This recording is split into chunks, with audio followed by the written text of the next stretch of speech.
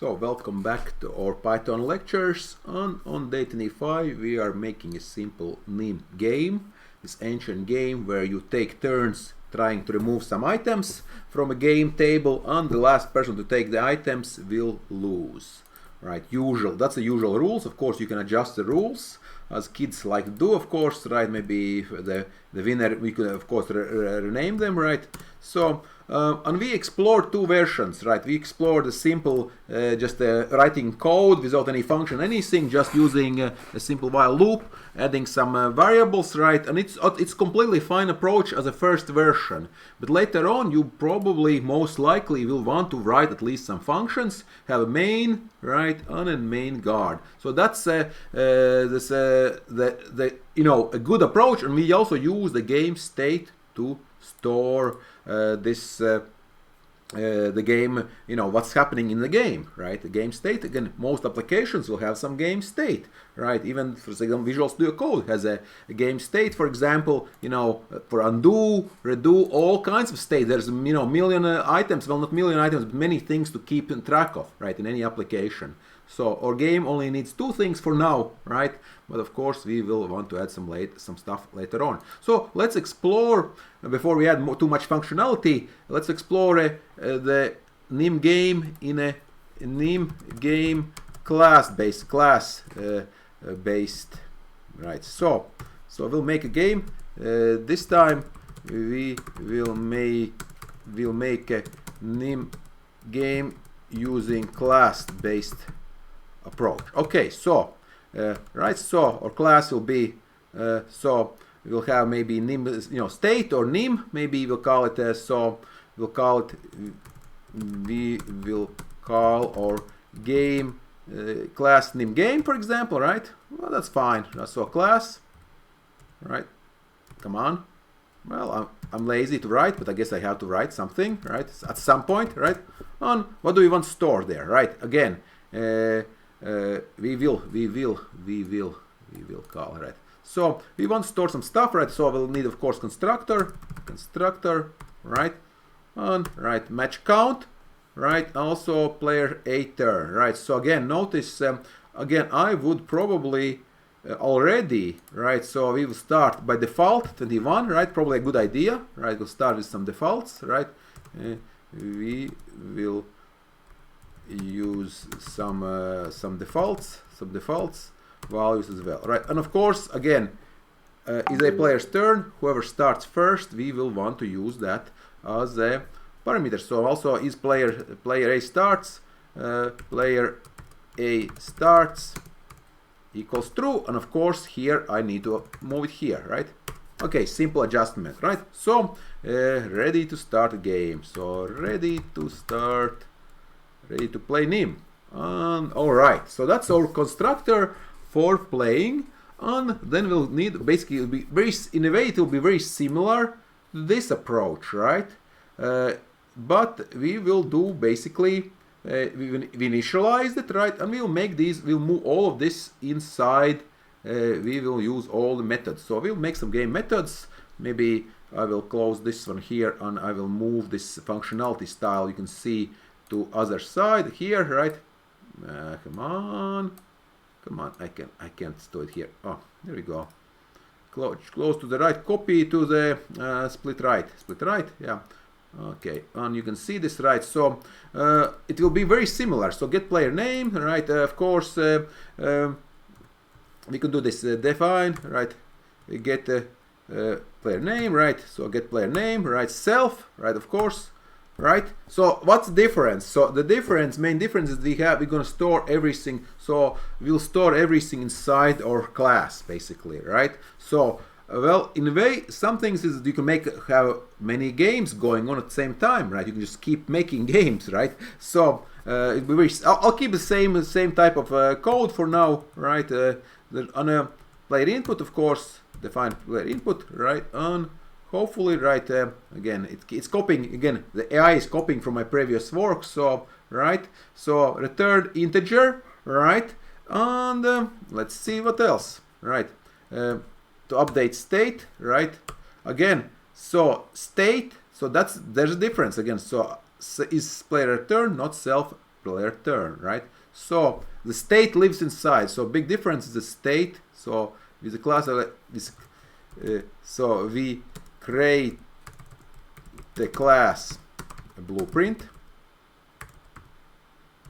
right? On so class this game class will store the state of the game on also on will provide methods to interact with the game, right? So this is a slightly different approach. Again, it's up to you what you like. Again, I am more of the right side approach usually, but again, the left side also is quite nice. Again, again, more manageable, right? So a completely fine approach on update state, and we'll need to do some more. So of course, print state. We want print state, of course. Again, so very similar. So we can just copy and paste, of course, once you know. So they're not, of course, it's just a way of organizing code. Player's turn, print state. Player turn on, right? Well, again, self get player's name turn, right? Yeah, right. Self get player's name, get player's name state, right? So self get player's. Notice how the method is inside, right? Self get player's name, right? Everything is self-contained. There's even what's advantage? So there's even less pollution, right? So there's no functional pollution, right? So so with class-based approach, right? Everything functions are called methods and live inside the class, right? So that's a big approach, a big difference, right? So again, update state, we got to print player's turn, right? Again, we'll have plenty of time to update to print winner, right? And looks okay, right? Nothing changed, right? And is there main? Well, there's no main, right? Well, how to play? We'll call it. I won't call it main. I would say play is better, right? So, right, and I'm gonna skip all. It copies all the other stuff. Notice how smart it is. AI is really smart. It makes a good inference, right?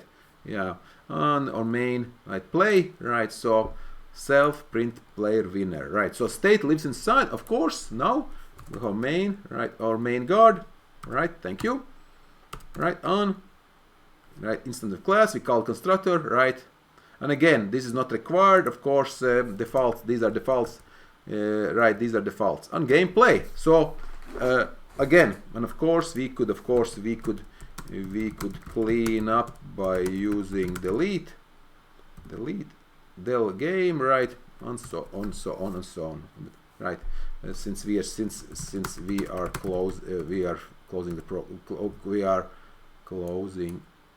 we are closing the game, we are closing the program anyway. Right. All right. So as you can see, there's only slight difference. Again, we still have main guard. Here we have main function. It's all the functional approach, right? You pass around things. Again, it's not completely purely functional actually, because we updated in one function. We didn't return the state. We updated state, right, in place, basically, while passing it in. But here, right, same results. It's up to you. I think medium size, in my approach, right? So medium size programs you can. So for medium sized applications, functional functions are a good choice. For larger classes are a good choice. But of course, again, of course, you can mix and match, right? Sometimes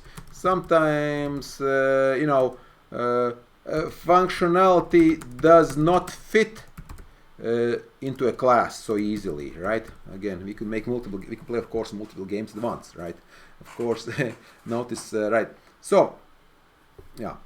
All right. So made the object. We made the get instance of the class object, right? Object of the class, and we call the constructor. We pass the argument to the constructor. Right. So again, in this case, of course, those are defaults. Those are the defaults. So we do not need to pass them. So we could use, of course. So this will be. We could just do this, right? Yeah. Yeah. Using defaults. Yeah. All right. So let's try this game, right? So we have a new version out, right? On. Let's go through, right? So we have nim game, again, constructor, ready to play nim, right? Get player's name, get player input, right? Again, to do handle errors. Again, that's something we'll do in a class. We'll do some extra functionality, right? Remove matches, right? Again, things also I would like to do is, of course, do add heap. So something I would like to do is add a heap functionality that is allow keep track of multiple heaps, stacks, yeah. So that's something to be to do later on. Again, something to extra, right? So otherwise it looks good, right? Also to do ask for player's name, right? Things like that, right? We could add simply. And once again, and it's always a good sign if you see your main guard, and you see it's only very simple. It's only a couple instructions. That's a good sign because that's okay. That's your main entry point. This is our main entry point, or main entry point, right? And you can see, okay, gameplay. Okay, what's gameplay? Maybe with a class-based approach, it's a little bit harder to follow what's going on, but you see play, okay, it's playing itself, right? And you, of course, you have a loop, main game loop, right? Main game loop, right? And of course, you have self match count, self print layer term, print state, remove matches, right? And self update state, and of course, self print winner. Again, pretty nice as well. Okay, let's run it, see if it works. Again, a class-based approach, a simple one. And let's run our game. All right, you notice this again. It's 21 matches. So let's see. I'll remove. I can remove 77, right? Well, no, let's not do that. Let's do 10 again. Something to, right? Yeah, 8 matches, 8, right? And I will remove 77. Of course, there's no boundary checks, right? In this version, right? No, well, technically, there's no rule against it. And of course, player B wins because player A got too greedy and removed 77 matches. Of course, they didn't exist. But again, the game works quite nicely as it is. All right. So again, from this mini lesson, hopefully you took away the idea that you can keep everything within a class, right? For specific functionality, right? This is everything to do with the class. We will see. We could also, right? We could use more classes to store data about the players for one, right? We could have a class to store data, to manage database access interactions, right? So and so on, right? So many other, so we can have other classes within this class. All right.